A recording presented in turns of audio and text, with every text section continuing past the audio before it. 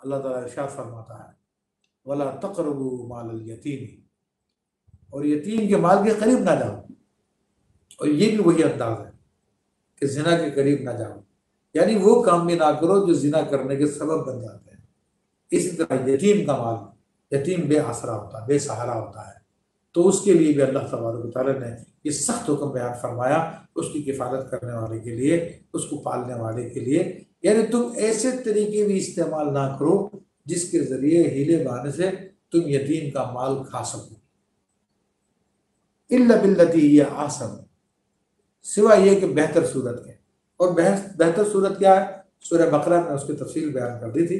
اور بہتر صورت کی ایک میں مثال آپ کو بیان کر دوں کہ اگر کوئی غریب شخص ہے جس کی کفالت میں یتیم ہے اور یتیم کا مال ہے، لیکن وہ غریب شخص اتنا ایسا غریب ہے کہ وہ یتیم کو اپنی جیب سے خرچہ نہیں دے سکتا اور یتیم کی پرورش کرنے کے سلسلے میں وہ مصروف رہتا ہے، تو اس کا اپنی کمائی کے لیے اس کو ٹائم نہیں ملتا، تو معروف طریقے سے یتیم کے مال سے کچھ لے سکتا ہے تاکہ اپنا بھی کام چلا لے اور یتیم کا بھی کام چلتا رہے.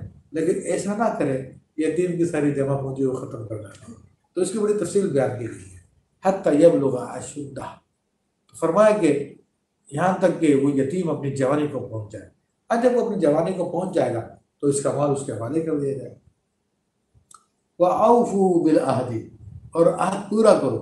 إِنَّ الْعَهْدَ كَانَ مَسْئُولًا، اور بے شک عہد کے متعلق سوال کیا جائے گا. تب یہ عہد کو، کسی پکی بات کو عہد کہتے ہیں، کسی معاہدے کو عہد کہتے ہیں، وعدے کو عہد کہتے ہیں. یہ سب کے سب تقریباً ہم مانا ہے. تو عام طور پر عہد کا جو لفظ استعمال کیا جاتا ہے وہ کسی ٹریٹی کے لیے، کسی پیکٹ کے لیے کیا جاتا ہے کہ جب دو فریق مل کے آپس میں کوئی بات طے کر لے تو پھر اللہ تبارک اس کو عہد کہتے ہیں. تو اللہ تبارک و تعالیٰ نے فرمایا کہ عہد کو پورا کرو اور تم سے عہد کے بارے میں پوچھا جائے گا. تو یہ بڑی اہم بات ہے. اور فرمایا کہ لا دین لمن لا عہد لہ، اس کا کوئی دین ہی نہیں ہے جس کا کوئی عہد ہی نہیں ہے. یعنی جو عہد کو، میثاق کو، اپنے کیے ہوئے قول کو پورا نہیں کرتا تو فرمایا کہ وہ بے دین آدمی ہے. لیکن افسوس، صد افسوس، اس وقت میں عزیز پاکستان میں بھی اسلام کی تعلیمات غریب ہوتی چلی جا رہی ہے، یعنی اجنبی ہوتی چلی جا رہی ہے. اب غیر اسلامی تعلیمات کو لوگوں نے فیشن بنا لیا ہے. اب لوگ قوم سے وعدہ کرتے ہیں اور جب وعدہ پوری کرنے کی باری آتی ہے تو کہتے ہیں کہ یو ٹرن لے لیا. اس یو ٹرن جو دھوکے بازی ہے، قوم سے کیے وعدے کو توڑنا ہے، تو اس کو یو ٹرن کا نام دے دیا. اور وہ جو یعنی خیانت، دغا بازی، کی خلاف ورزی کرنا، وہ جو برے الفاظ، وہ سارے کے سارے چھوڑ دیے اور اس کے لیے ایک خوبصورت سا ایک لفظ استعمال کر لیا، یو ٹرن، تاکہ اس کی برائی کسی کو سمجھ میں ہمیں نہ آئے. لیکن قرآن کی نظر میں تو یہ لوگ مجرم ہیں جو لوگوں سے کیے ہوئے عہد کو توڑتے ہیں. ہمارے یہاں پہ ہر سیاستدان جب اسے ووٹ چاہیے ہوتا ہے تو عوام سے آ کر اسی قسم کے عہد کرتا ہے، اسی قسم کے وعدے کرتا ہے. لیکن جب اس کو سیٹ مل جاتی ہے، جب اس کو گدی مل جاتی ہے تو اپنے سارے وعدوں کو بھول جاتا ہے. تو جان لیجئے یہ میرا کہنا نہیں ہے، یہ میرے اور آپ کے آقا محمد رسول اللہ صلی اللہ علیہ وسلم کا فرمان ہے. لا دین لمن لا عہد لہ، اس کا کوئی دین نہیں ہے جس کا کوئی عہد نہیں ہے. تو یہ بے دین لوگ ہیں رسول اللہ صلی اللہ علیہ وسلم کے قول کے مطابق. وَأَوْفُوا الْكَيْلَ إِذَا كِلْتُمْ وَزِنُوا بِالْقِسْطَاسِ الْمُسْتَقِيمِ، اور جب تم ناپنے لگو تو پورا پورا ناپو، اور جب تم وزن کرو تو درست ترازو سے پورا پورا وزن کرو.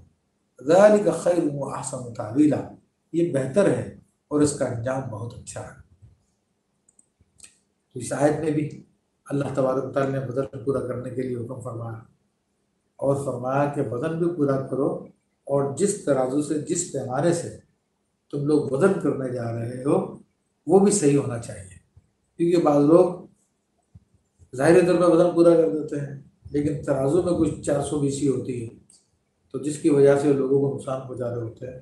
تو فرمایا کہ وزن بھی پورا کرو اور ترازو بھی صحیح رکھو. اور اسی لیے بزرگان دین اس معاملے میں بڑی احتیاط کرتے تھے. تو جب وہ کوئی سودا خریدتے تھے بازار سے تو دونوں پلڑوں میں رکھ کے تلوایا کرتے تھے تاکہ اس کا کوئی زائد مال ہمارے پاس نہ آ جائے. وہ اللہ کا خوف ان کو ہوا کرتا تھا. اور یہ وہ ایک ایسا جرم ہے، حضرت شعیب علیہ السلام کی قوم کو اللہ تبارک و تعالیٰ نے اسی جرم کی وجہ سے برباد فرمایا تھا کہ وہ تولنے میں کمی کرتے تھے، پورا نہیں کرتے تھے. اور فرمایا کہ اگر تم تولنے میں پورا کرو تو یہ تمہارے لیے اچھا ہے اور تمہارے لیے بہترین انجام کا سبب بنے گا. تو ظاہر میں تو انسان یہ سمجھتا ہے کہ اگر میں ڈنڈی مار دوں تو کچھ مال میں بچا لوں گا. مثلا کسی نے آرڈر کیا کہ 1000 بوری 100 کلو کی تیار کر دو. اب وہ چالاکی کے ساتھ ہر بوری میں سے آدھا کلو کم کر دیتا ہے، تو جس کو لوگ اتنا مائنڈ میں نہیں کرتے، تو اس نے کا مطلب اس نے 500 کلو بچا لیا اور اس کے خیال میں اس نے بڑا اچھا کام کر لیا، اپنے لیے بڑا مال و دولت جمع کر لیا. لیکن اللہ تعالیٰ فرما رہا ہے کہ وہ اچھا نہیں ہے. اچھا تو یہ تھا کہ جو آدھا کلو ہر بوری سے بچایا ہے وہ بھی پورا کر دیتا، وہ بھی پورا کر دیتا. پھر جو اللہ تبارک و تعالیٰ اس پر تمہیں برکت عطا فرماتا، وہ تمہارے 500 کلو جو تم نے بچائے اس سے کئی لاکھ گنا بہتر ہوتا. تو بہرحال یہ ایسی چیزیں ہیں جو انسان تجربہ کرتا تو ان کی اچھائی کھل کے سامنے آ جاتی ہے.